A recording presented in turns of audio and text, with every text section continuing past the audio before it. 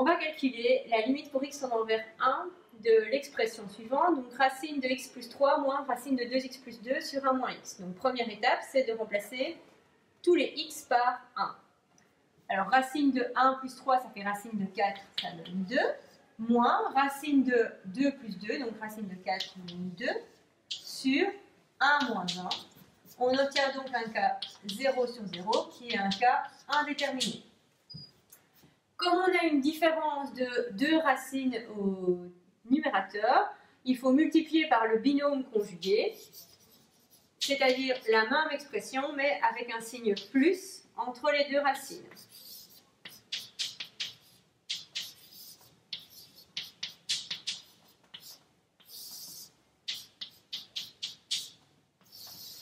Donc si je multiplie au-dessus par le binôme conjugué du numérateur, je fais la même chose au dénominateur pour garder l'égalité entre mes expressions.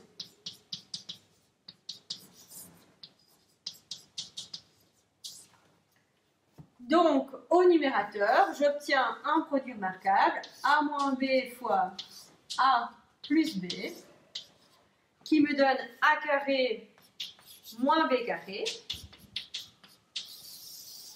Alors, a au carré, c'est ma racine élevée au carré, donc il me reste x plus 3, moins b carré, c'est ma racine élevée au carré, et donc il me reste 2x plus 2.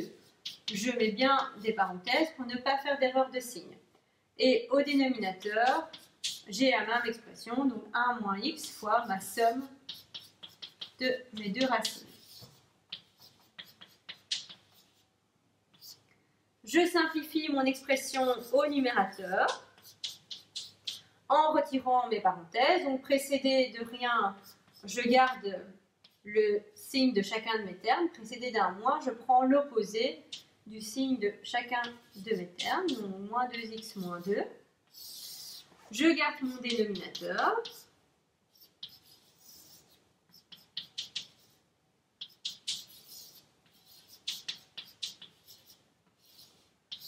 Je vais pouvoir simplifier mon expression au numérateur.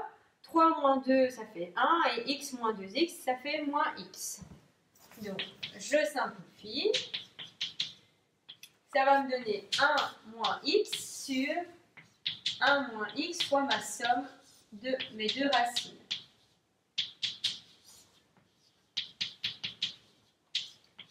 Je vais pouvoir simplifier par 1 moins x. Donc, au numérateur, il me reste 1. Et au dénominateur, il me reste ma somme de mes deux racines.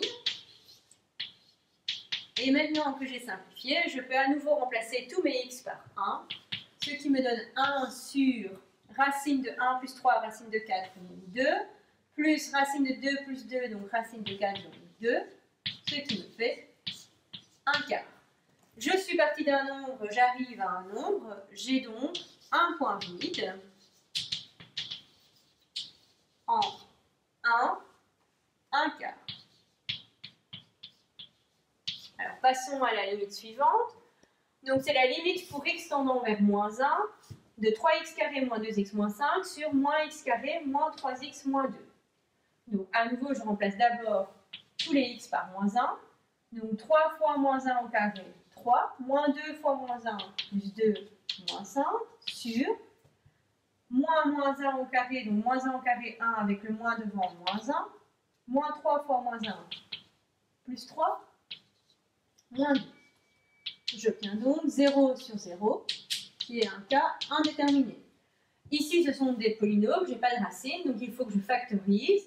Deux méthodes comme c'est un second degré, soit avec delta, et la formule a fois x moins x1 fois x moins x2, soit avec Horner. Alors, je trouve Horner plus rapide, donc je vais appliquer Horner au numérateur et au dénominateur, avec à chaque fois moins 1 sur la gauche, puisque c'est cette valeur qui annule à la fois le numérateur et le dénominateur. Pour le numérateur, les différents coefficients, donc je viens les reprendre dans mon polynôme, j'ai 3x carré moins 2x moins 5 Je descends le 3, fois moins 1, moins 3, moins 2 plus moins 3, moins 5, moins 1 fois moins 5, 5, moins 5 plus 5, 0, donc ça va, j'ai bien travaillé. Je recopie les coefficients de mon dénominateur, donc moins 1 fois x carré, moins 3x, moins 2. Je descends le moins 1, fois moins 1, 1, moins 3 plus 1, moins 2, fois moins 1, 2, moins 2 plus 2, 0. Donc, à nouveau, j'ai bien travaillé, je tombe bien sur 0. Je recopie ma limite pour x tendant vers moins 1. Et je peux écrire mon numérateur factorisé et mon dénominateur factorisé. Donc, x plus 1 fois, je descends d'un degré, donc je suis partie d'un deuxième degré, j'arrive à un premier, 3x moins 5. Je fais la même chose pour mon dénominateur, x plus 1. Et à nouveau, je suis partie d'un deuxième degré, donc je descends d'un degré, j'arrive à un premier, donc moins 1 fois x, moins 2. Je peux simplifier par x plus 1. Il me reste donc à calculer la limite pour x tendant vers moins 1 de 3x moins 5 sur moins x moins 2. Je remplace tous mes x par moins 1. 3 fois moins 1, moins 3, moins 5 sur moins 1, donc 1, moins 2. Moins 3, moins 5, moins 8, 1, moins 2, moins 1, donc moins 8 sur moins 1, ça me donne 8.